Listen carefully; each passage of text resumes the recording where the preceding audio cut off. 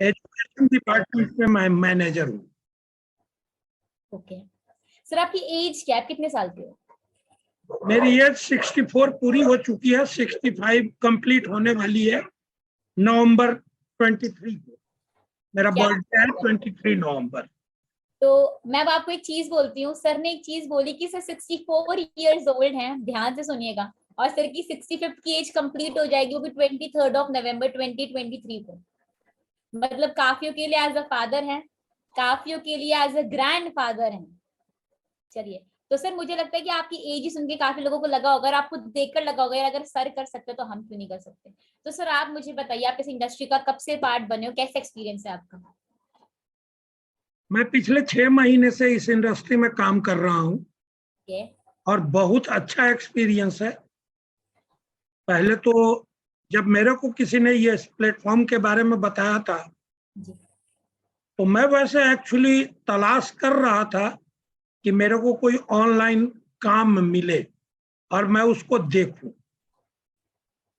लेकिन जब मेरे को बताया तो मेरे को भी लगा कि भाई इसको चेक करना चाहिए। मैंने इसको ऑनलाइन चेक किया, गूगल पर जाके चेक किया, विकिपीडिया पर जाके चेक किया, इसके ऑफिस को विजिट किया जो दिल्ली में है। वहां जब सब जगह से संतुष्ट हो गया तब मैंने सोचा कि नहीं, बिल्कुल जेन्यून है और इसमें किसी तरह का कोई फ्रॉड नहीं है और मुझे करना चाहिए। ओके और इसलिए मैंने अपना एक्सेप्टेंस दिया। ओके। तो सर अच्छा मुझे एक चीज बताइए, आपको सिस्टम ऑनलाइन मिला था, आप लाइक ऑनलाइन सोशल मीडिया के थ्रू आए थे? हाँ, मैं सोशल मीडिया के थ्रू आया था। मेरे को कू ऐप पर किसी ने मैसेज किया था। अच्छा सर, पता है एक चीज होती है, जब हमें कोई चीज ऑनलाइन मिलती है, आजकल ऑनलाइन इतने स्कैम है, इतने ज्यादा फ्रॉड है, कि जब हमें कुछ ऑनलाइन मिलता है ना, हमें चीजों पे यकीन नहीं होता, हमें ट्रस्ट नहीं होता। और आपने ऑनलाइन चीजों पे कैसे ट्रस्ट करे, क्योंकि यहाँ पे काफी लोग हैं जो ऑनलाइन आए सिस्टम में, ऑनलाइन इस बिजनेस का पार्ट बने, लोग भरोसा नहीं करते। तो आप मुझे बताइए कि आपने कैसे भरोसा किया कि आपको स्टार्ट करना चाहिए, शुरू करना चाहिए, आपको कैसे ट्रस्ट हुआ चीजों के ऊपर? नहीं, मेरे को जब कू ऐप पर किसी ने मैसेज किया कि आप ऐसा कर सकते हैं तो मैंने पूछा कि भाई क्या काम है, कैसे है। तो उन्होंने बताया कि सर आप ट्रेनिंग अटेंड कीजिए, उसमें आपको सब कुछ बताया जाएगा। आधे घंटे का इंट्रोडक्टरी ट्रेनिंग होगा। जब मैं इंट्रोडक्टरी ट्रेनिंग अटेंड किया तो वो ट्रेनिंग विकी सर होल्ड कर रहे थे। ओके तो मैं उस ट्रेनिंग को अटेंड किया। उस ट्रेनिंग में बताया गया कि ये फॉरएवर है, ईगल क्लब 23 है जी और फॉरएवर जो है अमेरिका की एरिजोना में है। तो मैंने ये सब नोट किया जब मैं डायरी में नोट कर रहा था।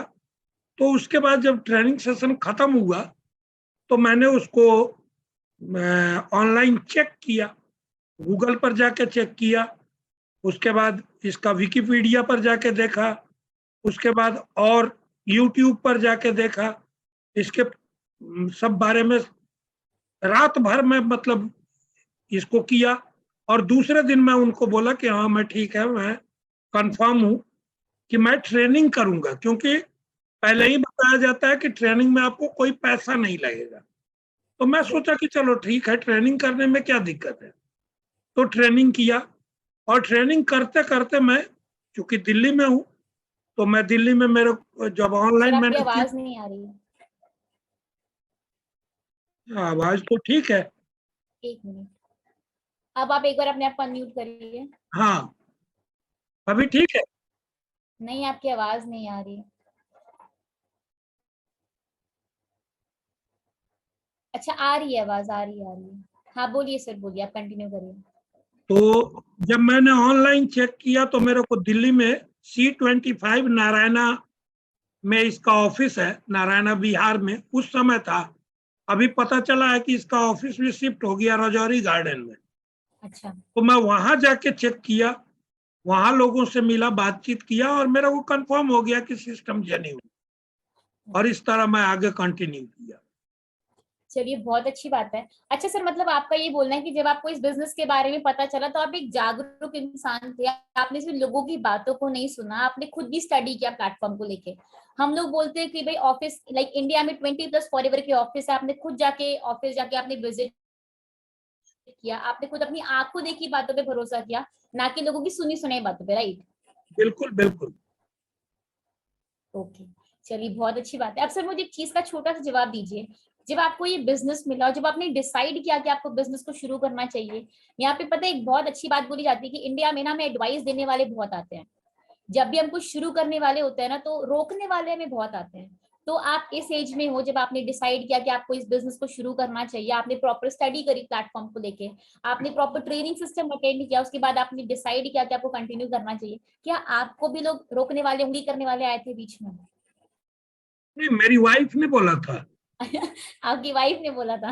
हाँ, उन्होंने बोला कि कहाँ आप इसके चक्कर में पड़ रहे हैं, और मेरे बच्चों ने भी बोला कि पापा इसको छोड़िए और अब आप रेस्ट कीजिए, इस उम्र में क्यों आप परेशान हो रहे हैं। मैं बोला कि नहीं, देखिए, हम लोग आर्मी में एक चीज सीखते हैं और वहां सिखाया जाता है बिल्कुल कि जब तक लाइफ है तब तक आदमी को कुछ ना कुछ करना चाहिए, करेक्ट। क्योंकि जब आप कुछ करते हैं तो आप में पॉजिटिवनेस बनी रहती है। नहीं कुछ करते हैं, बैठे रहते हैं बिना काम के, तो आप में निगेटिविटी बढ़ती है। बिल्कुल तो पॉजिटिवनेस को बनाए रखने के लिए मैं चाहता हूं कि अपने आप को इंगेज रखूं, और अपने आप को इंगेज रखने के लिए मैं इस बिजनेस में आया हूं। चलिए, मतलब मैं पता है यहाँ से एक बात सीखी सर आपसे, आप चाहे किसी भी एज ग्रुप के हो, चाहे हमारी तरह बच्चे हो या आपकी तरह एज का पर्सन है, मतलब रोकने वाला हर फील्ड में हर जगह अवेलेबल बैठा है, हर कोई वो आपको रोकने के लिए तैयार बैठा है, राइट? वो तो यहाँ ज्ञान चंद बहुत है ना, तो ज्ञान देने वाले तो बहुत लोग हैं। बिल्कुल। चाहे वो आपकी फैमिली में हो, चाहे फ्रेंड में हो, चाहे आपके और दूर के रिश्तेदार हो, कुछ भी हो। आपको तो रोकने वाली आपकी साथी थी, आपकी वाइफ आपको रोक रही थी। अच्छा, इतने लोगों ने आपको मना किया, आपके बच्चों ने मना किया, आपकी वाइफ ने मना किया, स्टिल क्या रीजन था कि आपने फिर भी लाइक, क्योंकि आपके पास ज्यादा एक्सपीरियंस है हमसे, आपने दुनिया देखी है, आपने मुझे बताया कि आपने काफी जगह विजिट भी किया है, आप काफी लोगों के बीच में रहे। एक आर्मी वाले पर्सन को ना हर चीज के बारे में पता होता है, अगर वो आपकी जैसी पोस्ट पे हो तो उसे तो बहुत कुछ देखा होता है। ठीक है, इतना कुछ देखने के बाद, इतना स्टडी करने के बाद, घर वालों के भी रोकने के बाद, सिर्फ ऐसा क्या था कि आपने इस बिजनेस को शुरू किया? क्या रीजन था शुरू करने का? मेन रीजन यही था कि मैं अपने आप को कंटिन्यू करना चाहता हूं। मैं जब तक जीऊं, जब तक इस लाइफ को इंजॉय करना चाहता हूं। ओके। मैं ये नहीं चाहता कि एक रोगी की तरह बिस्तर पर पड़ा रहूं, कुछ नहीं करूं, और दूसरी बात की निगेटिविटी में जीता रहूं। वो नहीं चाहता हूं। मैं चाहता हूं कि मैं पॉजिटिवनेस के साथ अपने बॉडी को बिल्कुल स्मार्ट बना के रखूं, अपने आप को एक्टिव रखूं और कंटिन्यू करूं, इसलिए मैंने किया। सर आपने बहुत अच्छी बात बोली, आप 64 की एज में आके आप एक्टिव रहना चाहते हो, और आजकल के 18 19 20 साल के बच्चे इवन गाड़ी का, स्कूटी का, पेट्रोल का खर्चा भी अपने माँ बाप से लेना पसंद करते हैं। और इस एज में आके अगर मैं मेरी एज के बच्चों की बात करूँ ना, तो बच्चे इतने ज्यादा लेजी है, इतने ज्यादा इनएक्टिव हैं कि वो कुछ करना ही नहीं चाहते। और आपने जो चीज बोली कि आप इस एज में आके एक्टिव रहना चाहते हो, आई गेस मेरी तरह जो आपसे जो छोटे लोग हैं ना, उनकी आंख नाक कान खुल गया होगा कि लाइफ में एक्टिव रहना, लाइफ में खुद की बॉडी को एक्टिव रखना कितना इंपॉर्टेंट है। तो सर यहाँ पे बहुत सारे व्यूअर्स हमारे आपको सुन रहे हैं, हमारी ऑडियंस आपको सुन रही है, तो काफी लोग हैं जिनको 2cc के बारे में पता चल चुका है। लोगों को ना काफी प्रॉब्लम आती है बिजनेस का जो पहला स्टेप होता है 2cc को क्लियर करने में, तो क्या आपको भी 2cc करने में प्रॉब्लम आई थी? नहीं, मेरे को कोई प्रॉब्लम नहीं आई, क्योंकि मैं खुद, मेरे को गवर्नमेंट जो पेंशन देती है, मैं जो अर्न करता हूँ, कमाता हूँ, तो फाइनेंशियल तो मेरे को कोई प्रॉब्लम नहीं थी। मैं जब इसको देखा और मैं डिटरमाइंड था कि मेरे को करना है, तो मैंने 2cc, तो मेरे को प्लान मिला और मैं उसी दिन लगभग 1 घंटे बाद मैंने 2cc अपना डन कर लिया। बिल्कुल। मेरे को कोई दिक्कत नहीं हुई। हाँ, थोड़ा सा मेरे को लिस्ट को वर्कआउट करने में वो 1 घंटा का टाइम लगा कि क्या क्या सामान मंगाऊं। चलिए, मैं यहाँ पे एक चीज बोलना चाहूंगी, मुझे याद है आपको जिनको 2cc प्लानिंग मिल चुकी है ना, मुझे याद है मैंने सर से 2cc प्लान मिलने के बाद बात किया था, आई गेस वो 7 बजे का बात होगा, 7 बजे हमारी बात खत्म हुई थी, और आप मानेंगे नहीं, 7:15 पे सर की 2cc लेवल डन हो चुका था। 15 मिनट्स में सर ने अपना 2cc लेवल डन किया। पता है वो चीज क्या थी? सर को प्लेटफॉर्म क्लियर था, सर ने दुनिया देखी थी, तो सर को ये समझ आ गया था कि आज मैं जिस चीज का पार्ट बन रहा हूँ ना, वो सही है, वो गलत नहीं है। और उससे भी ज्यादा इंपॉर्टेंट चीज, सर ने अपनी आंखों देखी चीजों पे भरोसा किया, ना कि सर ने लोगों की सुनी सुनाई बातों पे भरोसा किया। तो सर आप मुझे बताइए, जो यहाँ पे लोग हैं जो बोलते हैं हमसे 2cc नहीं हो पा रहा, हमारे पेरेंट्स हमको सपोर्ट नहीं कर रहे हैं, उनके लिए आप लास्ट में क्या मैसेज देना चाहोगे? मैं उन पेरेंट्स को ये बोलना चाहूंगा कि जिस बच्चों को बनाने के लिए, उसको पालने पोसने के लिए, उनके फ्यूचर को बनाने के लिए आपने इतना एक्सपेंस किया, तो क्या आप 25,000, 30,000, 35,000 या 40,000 रुपए उनके फ्यूचर को बनाने के लिए, उनके करियर को बनाने के लिए एक्सपेंस नहीं कर सकते?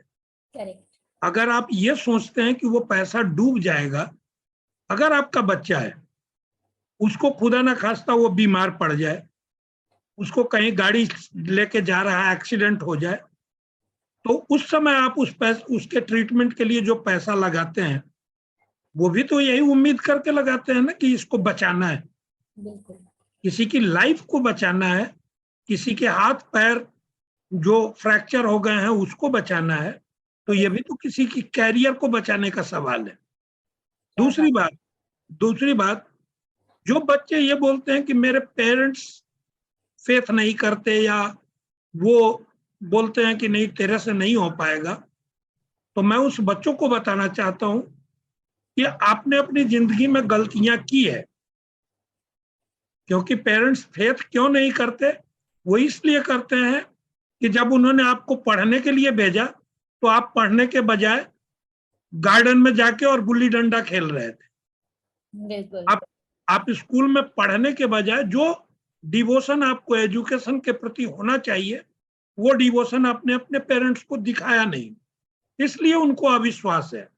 आप उनको कॉन्फिडेंस दें, और आप डेडिकेशन के साथ, डिवोशन के साथ अगर काम करेंगे, आपके पेरेंट्स पक्का आपको सपोर्ट करेंगे और आप लाइफ में जरूर कामयाब होंगे। चलिए, बहुत अच्छी बात है सर। आई विश हमारी ऑडियंस ने आपसे बहुत कुछ सीखा है, काफी पॉजिटिव रिस्पॉन्स आ रहे हैं आपको सुनने के बाद, और सबसे बड़ी बात आई कि सर सैल्यूट है आपको। Thank you.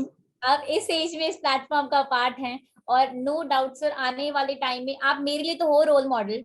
आप आने वाले टाइम में न जाने कितनी यूथ को मोटिवेट करने वाले हो, कितनी यूथ को आप ना एक स्ट्रॉन्ग माइंडसेट देने वाले हो कि अगर आप इस एज में आके कर सकते हो ना, तो हम भी कर सकते हैं। हमारे साथ सुरेश जी, वो आपको बोल रहे हैं जय हिंद सर। जय हिंद भाई। चलिए, तो मैं यही बोलना चाहूंगी, thank you so much Umesh sir, आप आए हमारे साथ, आपने हमारी ऑडियंस को इतने अच्छे से गाइड किया। एंड आई रियली विश कि आपको सुनकर, आपको समझकर लोगों ने एक स्ट्रॉन्ग माइंडसेट बनाया होगा। तो thank you so much sir. Okay ma'am, thank you.